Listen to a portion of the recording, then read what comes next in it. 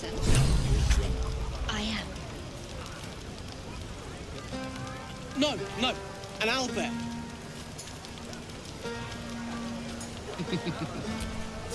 This might be the wine talking, but I'm feeling inspired. Thinking of writing my next song about you. But I need an angle. Any ideas? Oh, not really. I'm not much of a bard. Oh, come on. There must be something. Honestly, I'd rather you didn't. As usual, getting ahead of myself. Enjoy your night then. I didn't mean any offense. Don't worry, I'm not secretly composing something for you. Simply enjoying my evening. Well, good. This is more than enough attention already. Go on now. Don't waste a night like this talking to me. We'll discuss your problem tomorrow. Well, you see, I'm not really great at parties, big crowds, and I thought, I don't know, now might be a good time to get to know you some more. We'll have time to spare for that, I sense. I'm surprised you haven't had your fill of me already. Hardly. We only met today and spoke briefly, but I want to really get to know you.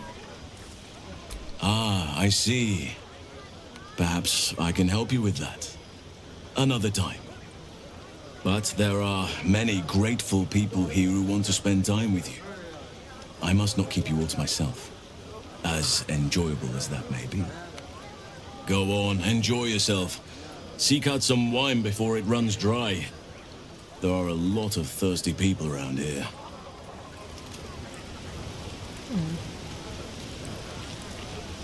Come on now. Go on, do your rounds. But if they hand you something purple, don't drink it. I think they got into Ethel's potions. Warned, but we were brave and fried them all with our thunder. You came through for us. That's a change from most adults I know. What are you doing way over here? In the spot I was planning on standing for a while. Watching a bunch of old folks get dumber by the dramful. And when they run dry, I've got a few bottles tucked away to keep things flowing. For a price, of course. How shrewd. Well, I guess I'll find a different place to stand around awkwardly.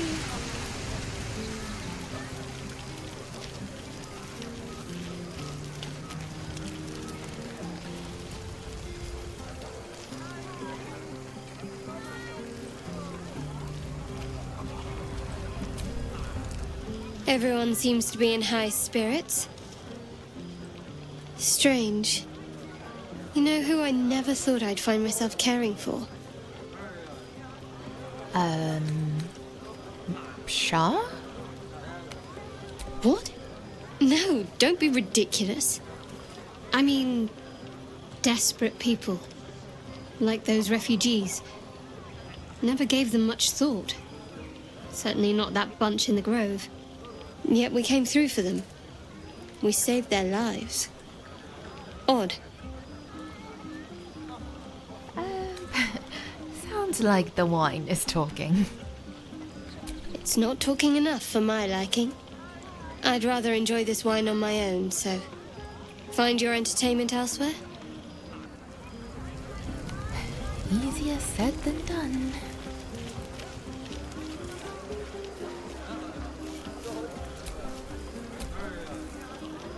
Look at them all.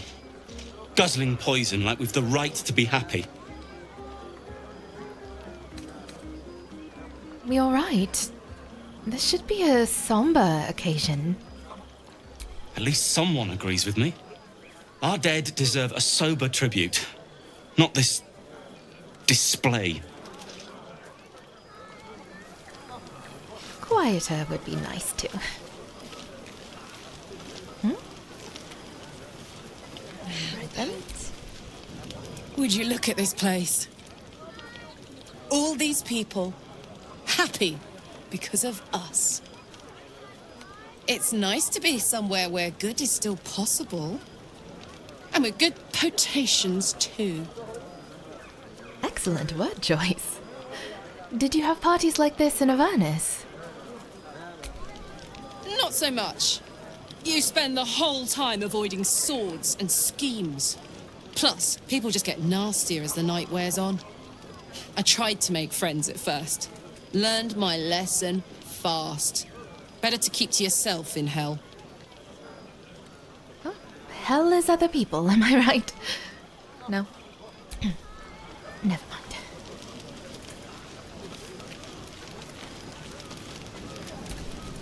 Look at them.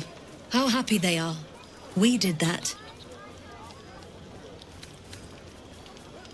I think the booze is doing more than we did.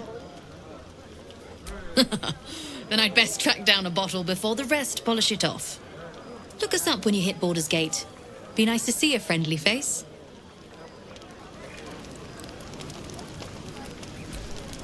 Cheers to a night we won't remember.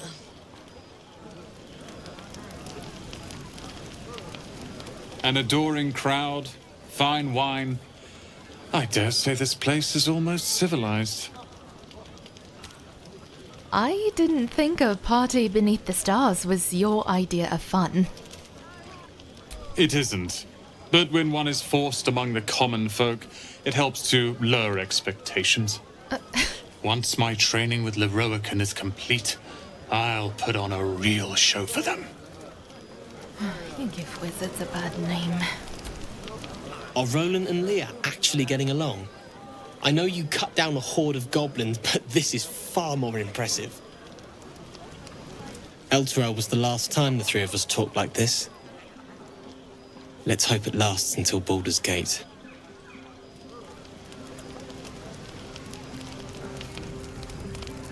What could possibly be your problem?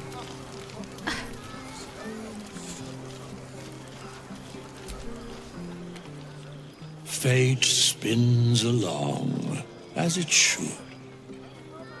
Have you need of my services? No, I'm just doing the whole socializing thing badly. But now that I think about it, care to explain why you're helping me? Be assured, it is not by choice. Oh, well, that's not nice.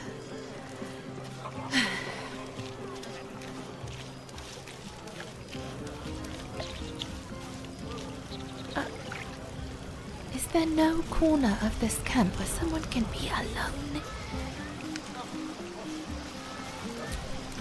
Ah, hells. I was hoping you wouldn't notice I was gone. Of course I noticed. If I have to be out there, so do you.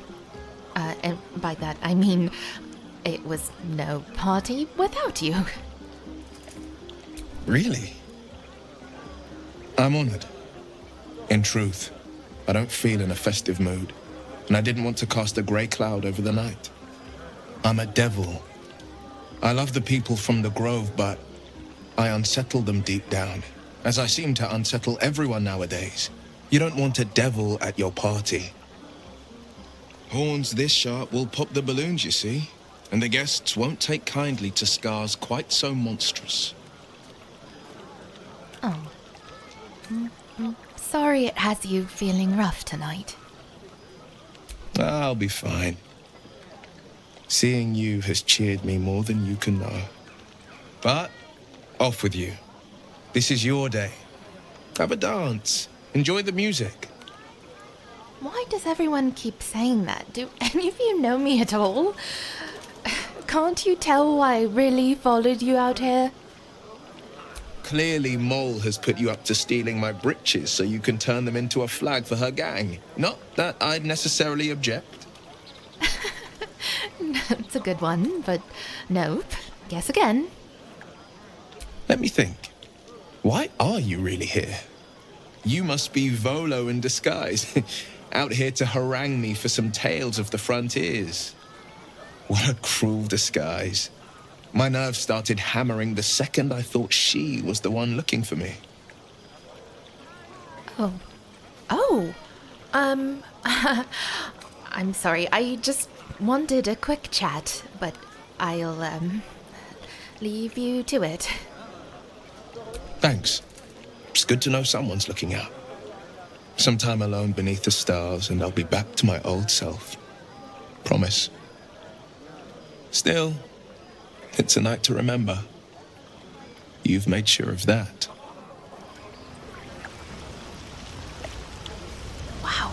I guess if people are out here shooting their shot, then it's my turn. You can do this. What could go wrong? Beautiful night, don't you think? Nothing like a brush with destruction to make one appreciate the majesty of the celestial canvas. It's a view I would once have shared with my companion, though definitely unaccompanied by such revelry.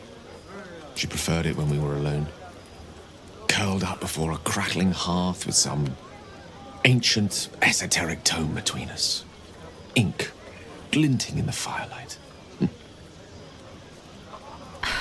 Yes, that is exactly the kind of night I would prefer. No one seems to understand. Wait. Are you talking about your cat? By a Gerorn's lost nose! No! Tara is not any cat. She's a Tressum. Given your confusion, I'm guessing you've never met one. They're brilliant creatures.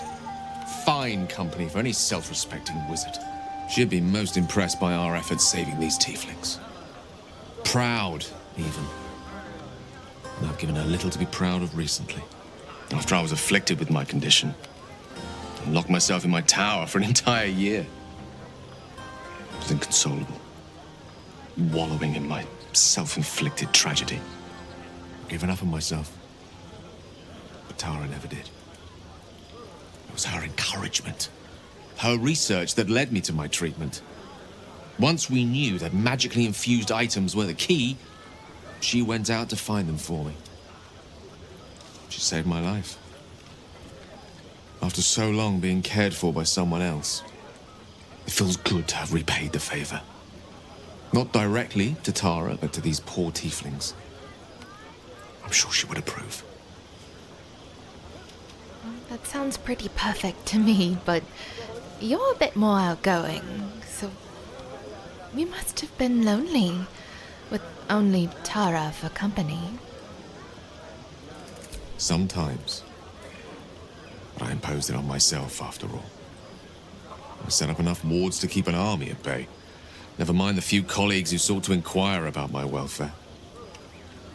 Tara did her best to keep my spirits up, of course, but there's only so much one Tressum can make up for one's entire social circle. She was often gone, seeking items to treat my condition. You're the first person I've spent any significant time with in a year or more. Spending time in your company, I realized that I may have left behind the greater part of my wit and sensitivity in my tower. No, you're doing just fine, Gale. I'm glad. To know you enjoy my company is... well, it's rather wonderful.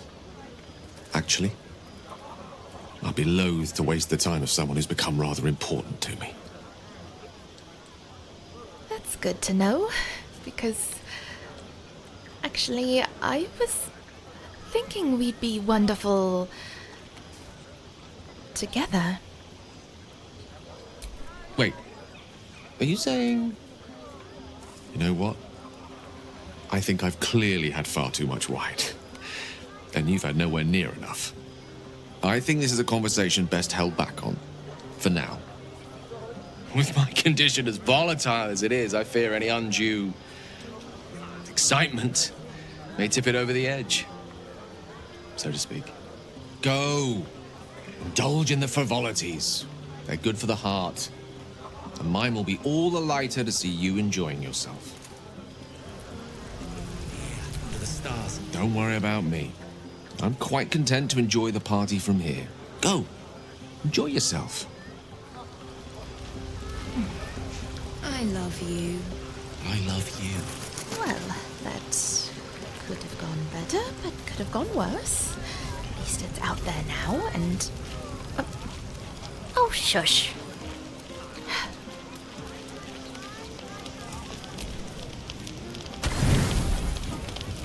Buzz of celebration quiets to a soothing hum as you approach your bunk. You've picked up a few pleasant memories on your journey amongst your struggles.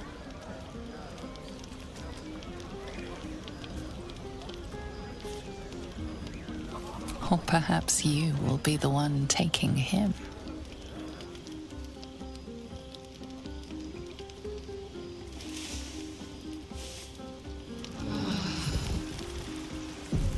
I trust you enjoyed your evening. After all your efforts, it was well deserved. It may be some time before you're afforded another such night. There is much to be done, and I promised I would help you however I could. I'm certain a cure for you can be found at Moonrise Towers, but it's complicated.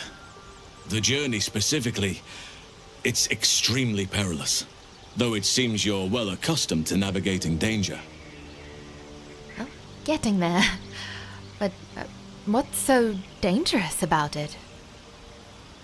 To get to the towers, you'll need to pass through a terrible place. A cursed place. This curse shrouds everything in shadow. You will not find life, light, or anything natural there. Any who linger are twisted by the curse. They become shadow beings, tormented, dangerous souls. The Absolute's forces can tolerate such a place? So it seems, though I don't know how. You'll have to choose your approach carefully. I've long sought to return to Moonrise Towers. It seems our fates have aligned. You want to come to Moonrise as well? Why? Unfinished business, and a lifetime of regret to repair.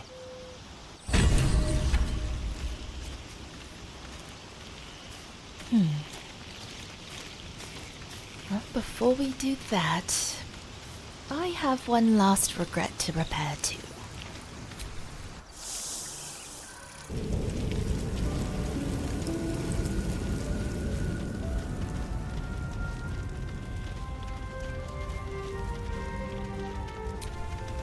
Huh. Hello again. Still alive, I see. As are you. And since I'm feeling a bit more confident than when we first met, I've decided to overlook that first encounter and invite you to travel with us. Perhaps if you lost a follower or two, I prefer to travel in smaller groups. It's more intimate. You're definitely going to be a handful. Why not trade places with Will? All right. I know a shortcut. Excellent. We're a cozy little team now. So, lead on. Well, hello. What can I do for you? Before we set out, I need to tell you, I met a monster hunter in the swamp, and he was looking for you. What? Who? What happened? Don't worry, you're safe. But now tell me why you have a hunter on your tail. Tell me about this hunter. He obviously wasn't a vampire. Was he dragonborn? An orc? Something ferocious, surely. Now, why mention vampires? You're so bad at this. Oh, he was a Goliath. Huge and imposing. I thought so. Not that it matters, I trust you've taken care of it. But why send anyone after me? I'm hardly a threat out here. He wanted to capture you and bring you back to Baldur's Gate. Maybe he wants to make an example of me, to show what happens to runaways. Or maybe he thinks death is too good for me. Sounds like he won't let you go easily. Should I be concerned? We just have to be vigilant, keep our wits about us, and kill any monster hunters on sight. Can't wait for you to meet Will.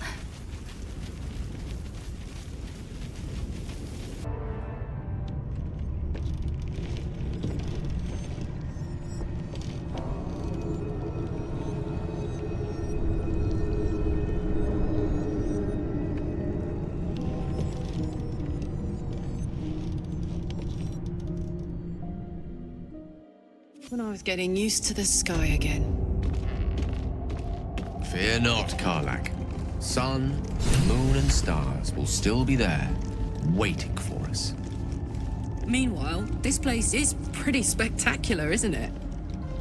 No book or painting could ever do its strange beauty justice. But perhaps our stories might, when we return to the surface.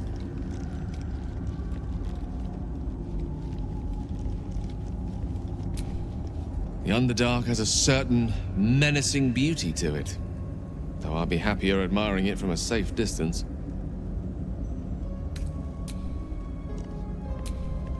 I've rarely had to venture this far below the surface. Rare is the underbeast that takes to the sun.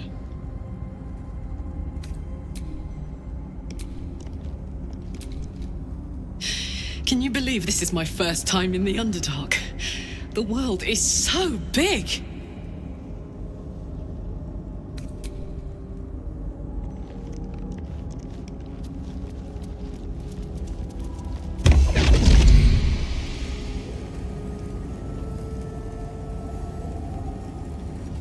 My, what manner of place is this?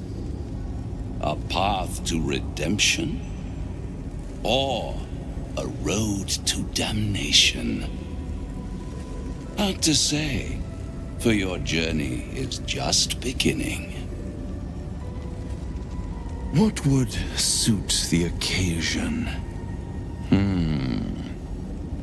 The words to a lullaby, perhaps. The mouse smiled brightly. It outfoxed the cat. Then down came the claw. And that, love, was that. They do know how to write them in Cormier, don't they? Well met, I am Raphael. Very much at your service. Pleasure. I'm Rhiannon. Charmed, I'm sure, in more ways than one. We should have a chat, you and I, but not here. This quaint little scene is decidedly too middle of nowhere for my tastes. Come.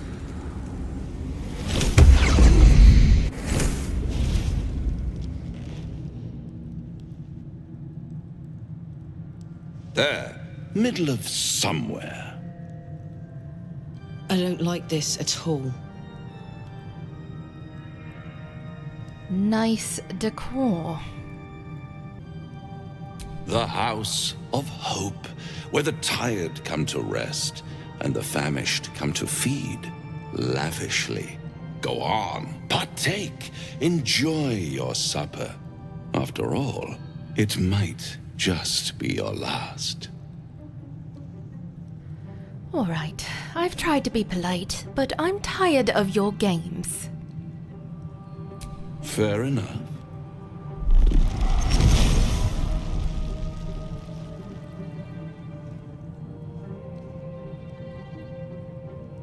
What's better than a devil you don't know? A devil you do. Fuck. A cat. Cambion. Am I a friend? Potentially. An adversary? Conceivably.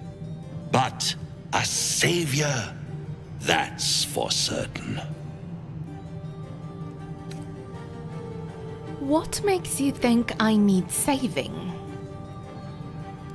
Come now. Why play hard to get when you're in deep over your tadpoled head? One skull, 2 tenants, and no solution in sight.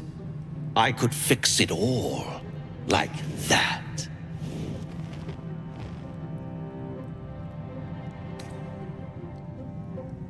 I need to think this over.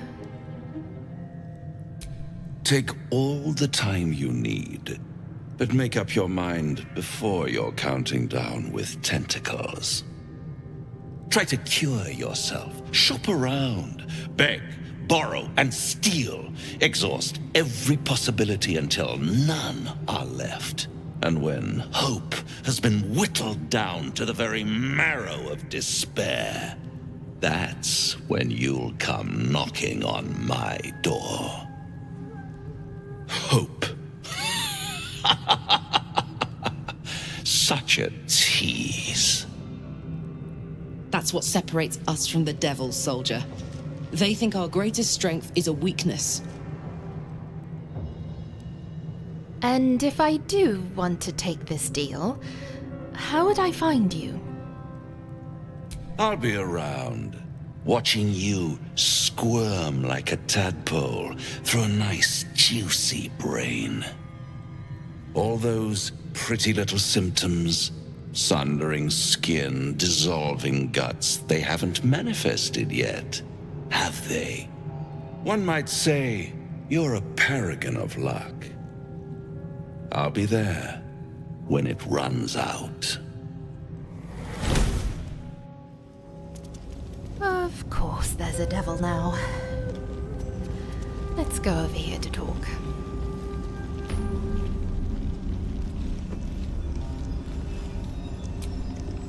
Do you feel as flattered as I do? Fighting to dine with a devil?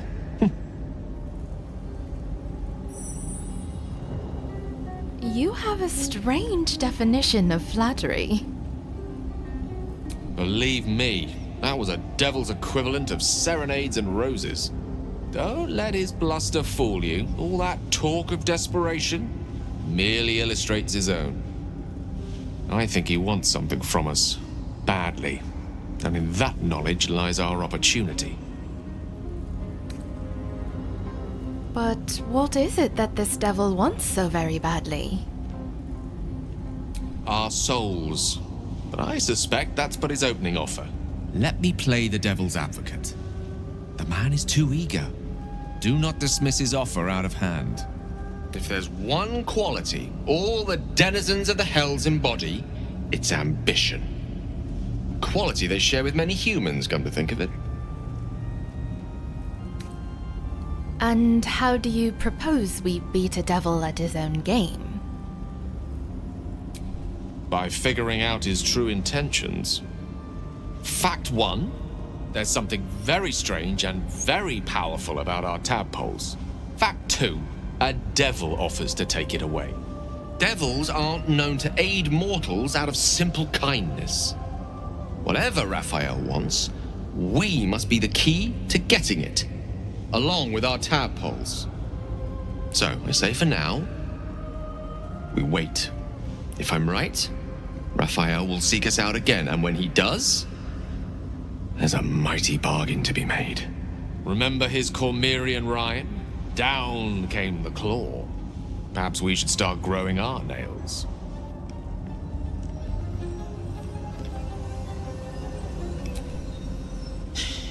Can't believe that devil just took us into the hells with a snap of his fingers. If I see him again, I'll wring his neck. He seemed to have a solution for our tadpoles. We may not want to reject his help outright. Better to die than live in a Cambion's debt, believe me. No offense, Will. Only a little taken. Look, this Raphael, was it? He's trying to lure us into a game he knows we can't win. Don't let him. We'll figure out the tadpole. I'm here now, and I'm very lucky.